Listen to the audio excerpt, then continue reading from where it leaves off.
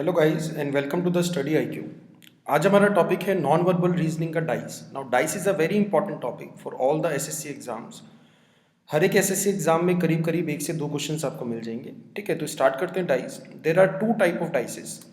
एक डाइस रहेगी standard dice और दूसरी डाइस रहेगी जनरल डाइस। स्टैंडर्ड डाइस का मतलब क्या हो गया, जिसमें किन्हीं भी दो साइड का सम 7 आपको नहीं मिलेगा। जिसमें किन्हीं भी दो साइड का सम 7 आपको नहीं मिलेगा, वो वाली डाइस कौन सी बन जाएगी, स्टैंडर्ड डाइस। अगर किन्हीं भी दो साइड का सम 7 आपको मिल जाता है तो डाइस कौन सी बन जाएगी, जनरल डाइस। किन्हीं भी दो साइड का मतलब क्या हो गया भाई, ऐसे चेक करोगे 5+1 क्या आ रहा है, 6 आ रहा है। ऐसे चेक करोगे 5+3 क्या आ गया, 8 आ गया। 3+1 जो है 4 आ गया। इस वाले केस में भी चेक करो, 4+2 जो है वो 6 बन गया, 4+1 जो है वो 5 आ गया और 2+1 क्या हो गया, 3 हो गया। भाई 7 नहीं मिल रहा है, तो 7 नहीं मिल रहा है तो मतलब क्या हो गया, ये वाली डाइस कौन सी है, स्टैंडर्ड डाइस। एक चीज इसमें ध्यान रखना, ये जो दो डाइसेस आपको दिए हैं ये एक ही डाइस के दो अलग अलग केसेस दिए गए हैं। ये दो अलग अलग डाइस नहीं हैं, या तो डाइस स्टैंडर्ड रहेगी या फिर डाइस जनरल रहेगी। अगर किसी भी केस में किन्हीं भी दो साइड का सम 7 नहीं मिलेगा तो आंसर क्या बन जाएगा, स्टैंडर्ड डाइस है। अगर किसी भी केस में किन्हीं भी दो साइड का सम 7 मिल गया तो केस कौन सा बन जाएगा, जनरल डाइस। ओके, तो यहां पे स्टैंडर्ड डाइस अगर आपको पता लग गया है कि डाइस जो है स्टैंडर्ड डाइस है, तो उसमें अपोजिट वाली साइड्स का सम जो है वो 7 होता है। एक बारी फिर से रिपीट कर देता हूं, अगर किन्हीं भी दो साइड का सम 7 नहीं है तो अपोजिट वाली साइड्स का सम 7 होगा। तो इस पे क्वेश्चंस कैसे आ सकते हैं कि 1 के अपोजिट क्या होगा। तो सिंपल सा क्वेश्चन है, अगर 1 के अपोजिट मेरे को क्या डालना चाहिए कि 7 बन जाए, तो 1 के अपोजिट रखना पड़ेगा 6। तो 1 के अपोजिट क्या आ गया, 6 आ गया। इसी तरीके से 2 के अपोजिट में क्या रखूं कि 7 मिल जाए, आंसर वुड बी 5। इसी तरीके से 3 के अपोजिट में क्या रखूं कि 7 मिल जाए, आंसर वुड बी 4। तो ये केसेस इनको याद कर लेना, 1 के अपोजिट हमेशा 6 आएगा, 2 के अपोजिट हमेशा 5 आएगा, 3 के अपोजिट हमेशा 4 आएगा in case of standard dice. भाई यहां पे भी अगर देखोगे ये 4 केसेस आपको दिए गए हैं, तो ये 4 केसेस, ये 4 डाइस नहीं है, एक ही डाइस के डिफरेंट डिफरेंट केसेस आपको दिए गए हैं। तो इसमें से किन्हीं भी दो साइड का सम 7 नहीं है, यहां पे भी फर्स्ट केस में भी नहीं है, सेकंड केस में भी किन्हीं भी दो साइड का सम 7 नहीं है, थर्ड में भी नहीं है, फोर्थ में भी नहीं है। तो मतलब क्या होगा, ये वाली डाइस स्टैंडर्ड डाइस है। ओके, तो जनरल पे आते हैं। जनरल अगर मैं आपको दिखाता हूं तो ये जो केस है वो जनरल डाइस का है। तो यहां पे 3+2 जो है 5 है, 4+2 जो है 6 है, 4+3 जो है वो 7 है। तो फर्स्ट केस में इन दोनों साइड्स का सम जो है वो 7 है। 7 है तो कौन सा डाइस, कौन सा केस बन गया, general is the right answer. ठीक है भाई, यहां पे भी चेक करोगे तो किसी भी केस में किन्हीं भी दो साइड का सम 7 मिल गया तो केस कौन सा बन जाएगा, जनरल। जैसे यहां पे 4+3 जो है वो 7 मिल गया, तो 7 मिल गया तो केस कौन सा, जनरल। नाउ जनरल के दो केसेस हैं। ठीक है, फर्स्ट केस है when only one number is common. First case है जब खाली एक नंबर कॉमन हो। भाई सबसे पहले आपको जानना है कि डाइस कौन सी है। भाई यहां पे 6+1 7 मिल गया तो डाइस कौन सी बन गई है, जनरल डाइस बन गई है। केस कौन सा है, जब खाली एक नंबर कॉमन है। एक कौन सा है भाई, इसमें भी 1 आ रहा है और इसमें भी 1 आ रहा है, खाली इन दोनों डाइस में एक ही नंबर कॉमन है, डेट इज 1। तो अगर मेरे को अपोजिट निकालना है कि 1 के अपोजिट क्या आएगा, 3 के अपोजिट क्या आएगा, 2 के अपोजिट क्या आएगा, तो मैं कैसे निकालूंगा, आपको क्लॉकवाइज नंबर्स लिखने हैं। ठीक है, क्लॉकवाइज का नंबर क्या हो गया, क्लॉकवाइज का मतलब क्या हो गया, जो भी नंबर यहां पे कॉमन था, जो भी नंबर यहां पे कॉमन था उसको सबसे पहले लिखना है। भाई 1 कॉमन था तो 1 लिख लिया सबसे पहले। 1 के बाद क्लॉकवाइज नंबर कौन सा मिला आपको, 2, तो 1 के बाद आपको लिखना है 2। 2 के बाद क्लॉकवाइज नंबर कौन सा मिल गया आपको, 3, तो 2 के बाद क्या लिखना है, 3। अब दूसरे केस पे आओ। भाई दूसरे केस में जो भी नंबर कॉमन था वो ऊपर नीचे लिखने हैं, यानी कि 1 कॉमन था तो 1 के नीचे डाल दिया 1। अब 1 के बाद क्लॉकवाइज नंबर कौन सा मिल जाएगा आपको, दूसरे वाले केस में 6, तो 2 के बाद क्या आ जाएगा, 6। फिर 6 के क्लॉकवाइज कौन सा मिल गया आपको, 5, तो 3 के नीचे क्या आ जाएगा, 5। तो ये जो पेयर हैं ये अपोजिट पेयर्स हैं। 3 के अपोजिट 5 आ गया, 2 के अपोजिट 6 आ गया, 1 मिल चुका है, 2 मिल चुका है, 3 मिल चुका है, 6 मिल चुका है, 5 मिल चुका है, 4 नहीं मिला है। तो 1 के अपोजिट कौन सा नंबर आ जाएगा, 4 is the right answer. I hope ये समझ में आया होगा आपको। This is first case when only one number is common, खाली एक नंबर कॉमन है, 1। ठीक है, सेकंड केस आते हैं। सेकंड केस है डाइस का, सॉरी जनरल डाइस का। जनरल डाइस का जो दूसरा केस है वो क्या है, when only 2 numbers are common, जब खाली 2 नंबर कॉमन हो। भाई सबसे पहले आपको क्या जानना है कि केस कौन सा है, जनरल डाइस का केस है या फिर स्टैंडर्ड डाइस का केस है, डाइस कौन सी है। तो यहां पे अगर आप देखते हो 5+2, तो 5+2 क्या हो गया, 7, 7 मिल गया तो कौन सी डाइस बन गई, जनरल डाइस।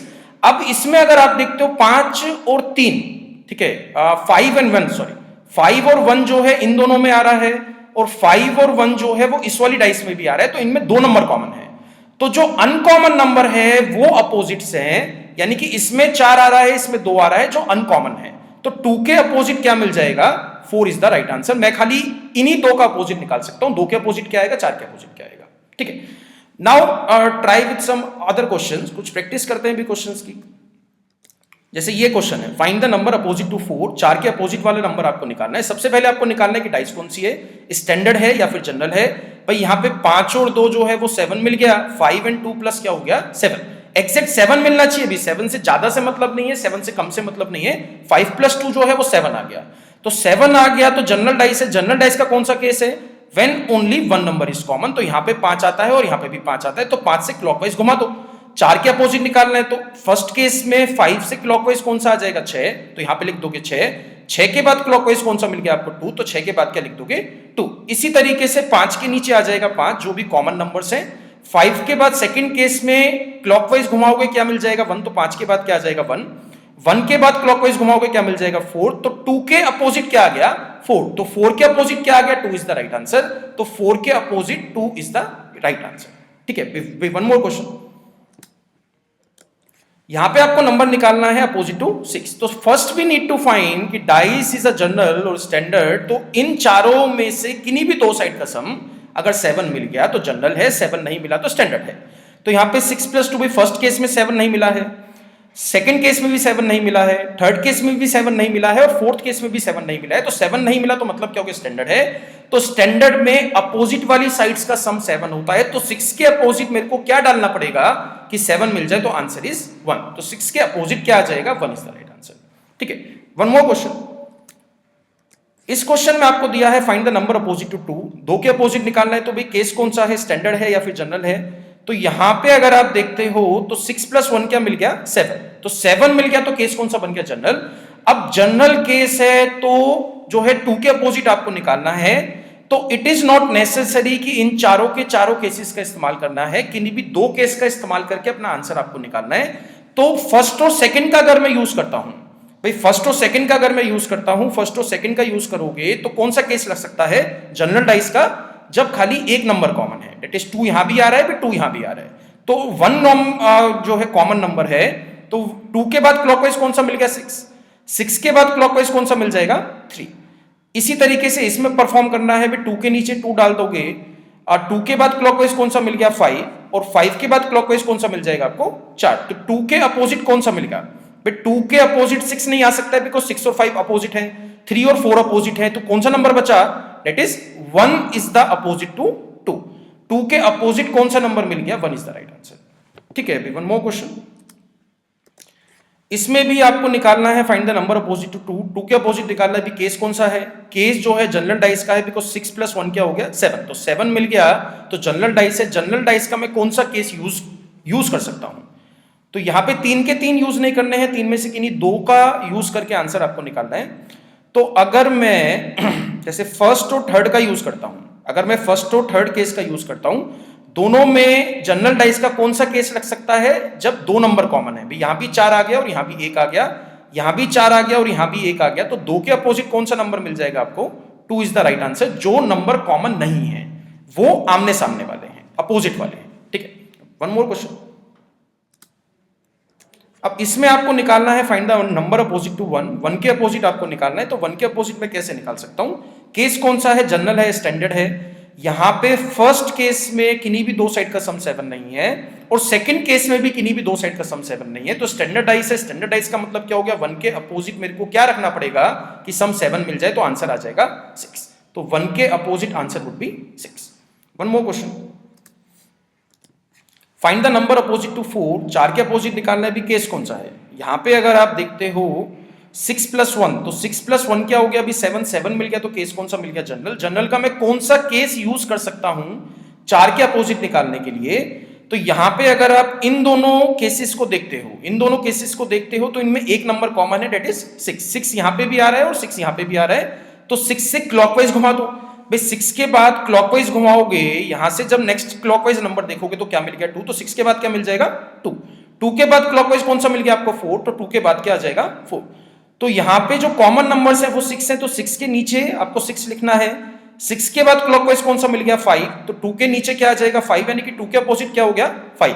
5 के बाद क्लॉकवाइज कौन सा है 1, तो 4 के अपोजिट कौन सा आ गया 1, तो आंसर वुड बी 1। 4 के अपोजिट निकालना था तो 4 के opposite 1 is the right answer.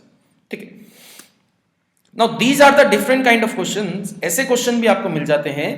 इसमें डाइस आपको खोल के दी गई है, find the number opposite to 3, 3 के अपोजिट आपको निकालना है। तो इन केसेस में ऑल्टरनेट वाले जो नंबर्स हैं वो अपोजिट रहेंगे। जैसे 6 के ऑल्टरनेट नंबर कौन सा आ गया, एक छोड़ के एक, तो 6 के अपोजिट कौन सा हो गया 3। इसी तरीके से यहां पे कर लो, 4 के अपोजिट कौन सा बन जाएगा 5। तो 3 और 6 अपोजिट हैं एंड 4 एंड 5 अपोजिट हैं। तो जोन से 2 नंबर बचे हैं वो अपोजिट्स रहेंगे। 1 के अपोजिट क्या आ जाएगा 2 इज द राइट आंसर। तो यहां पे ऐसे अगर क्वेश्चंस आते हैं तो आपको ऑल्टरनेट वाले अपोजिट्स बनाने हैं। 6 के अपोजिट 3 आ गया, 4 के अपोजिट 5 आ गया, तो 1 के अपोजिट क्या आ जाएगा 2, बिकॉज ये 2 ही नंबर बचे हैं। ठीक है, इसी टाइप का वन मोर क्वेश्चन यहां पे निकालना है अपोजिट टू 5, तो 5 के अपोजिट बताना था, तो ऑल्टरनेट बनाओगे 1 के अपोजिट क्या आ जाएगा 4 और 2 के अपोजिट क्या आ जाएगा 6। बट मेरे को आंसर क्या देना था 5 के अपोजिट क्या है, तो 5 के अपोजिट भाई ये 5 नंबर बचा है और ये 3 नंबर बचा है, तो ये अपोजिट्स वाले हैं, यानी कि 5 के अपोजिट आंसर क्या मिल जाएगा 3 इज द राइट आंसर। ठीक है, वन मोर क्वेश्चन गाइस, या यहां पे आपको बताना है। ठीक है, ये क्वेश्चन आपको दिया गया है, तो आपको बताना है इस डाइस को फोल्ड करने के बाद कौन सी फिगर बन सकती है। इस डाइस को फोल्ड करने के बाद कौन सी फिगर बन सकती है, first second third fourth, 4 option दिए हैं। तो इसमें अपोजिट आप निकाल सकते हो, F के अपोजिट क्या आ जाएगा B, इसी तरीके से E के अपोजिट क्या आ जाएगा C, यानी कि F के अपोजिट आ गया B और E के अपोजिट आ जाएगा C, और A और D बचे हैं और A और D अपोजिट बन जाएंगे। A के अपोजिट क्या मिल जाएगा D। नाउ एक चीज हमेशा ध्यान रखना डाइस वाले चैप्टर में, जो अपोजिट नंबर्स हैं वो कभी भी साथ में दिखाई नहीं दे सकते हैं, यानी कि जो अपोजिट नंबर्स हैं वो एक साथ कभी भी आपको दिखाई नहीं देंगे। तो यहां पे F और B अगर किसी भी केस में किसी भी ऑप्शन में साथ में दिखाई दे रहा है तो वो वाला ऑप्शन नहीं चल सकता है, वो वाला ऑप्शन सही नहीं है। इसी तरीके से E और C अगर मेरे को दिखाई देंगे तो वो वाला ऑप्शन भी सही नहीं है, और A और D अगर मेरे को एक साथ दिखाई देंगे तो वो वाला ऑप्शन भी सही नहीं है। तो फर्स्ट जो है आपका फॉल्स है, बिकॉज F और B मेरे को एक साथ दिखाई दे गए हैं जो अपोजिट वेरिएबल्स हैं।